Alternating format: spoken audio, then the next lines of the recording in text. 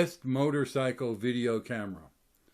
Yeah, and I'm not going to talk about the latest edition either, but this is one of my favorite cameras. I've had all their editions since the first one came out. And what you're looking at now is the Insta360 X3.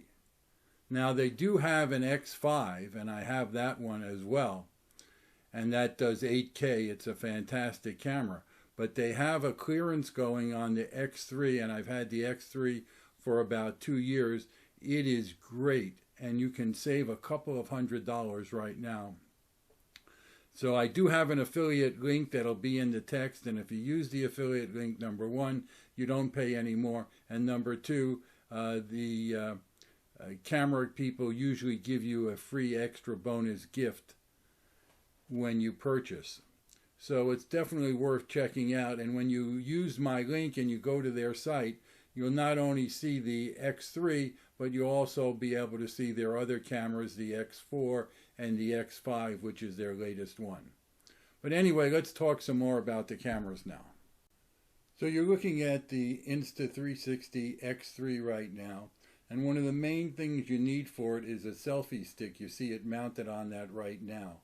And the factory has a great one. They have larger ones that extend much farther, but this one is fine definitely for starting out, and it does extend quite a bit.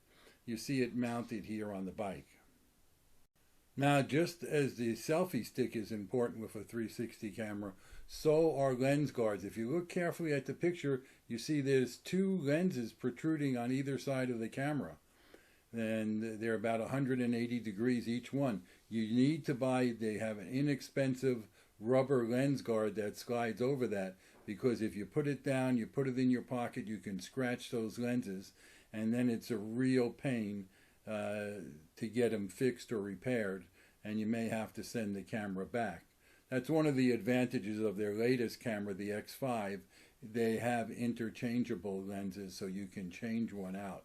But hey, why not protect your investment and get a lens guard that just costs a couple bucks? Always keep it on when you're not filming.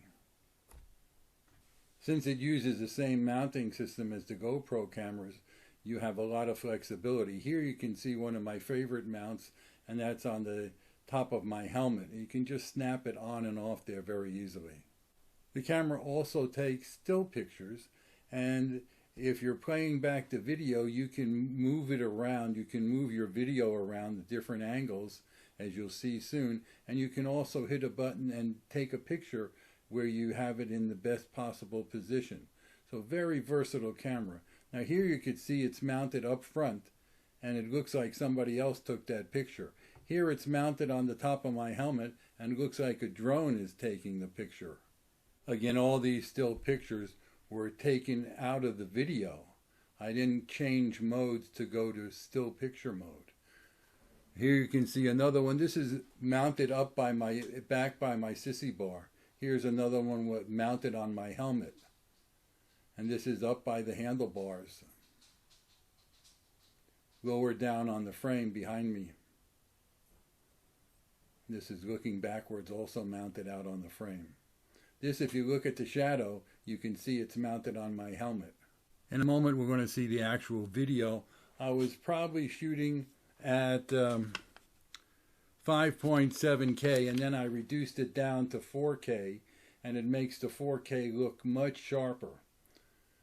So what you should notice when you see the video is how smooth it looks.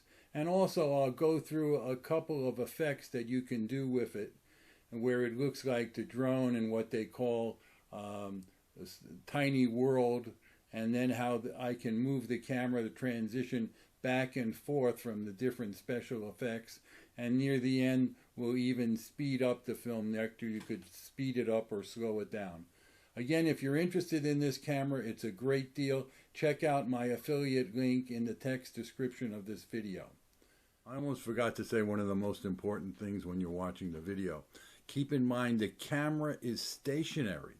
It's mounted on my helmet, on the handlebars, wherever, but it's stationary. It's not moving. All the movement effects, looking to the side, looking up, looking down, looking behind you, that's done in post-production. Keep in mind the camera is filming everything 360 degrees.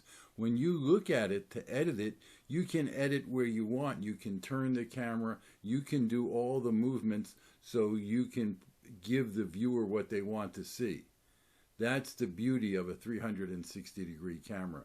It's like you have a camera person riding with you, filming all the shots.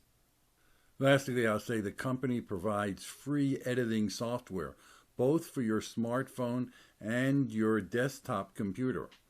And they're constantly updating the software, and so you really don't have to buy a separate video editing software to use the camera. Well, at long last, here's the video.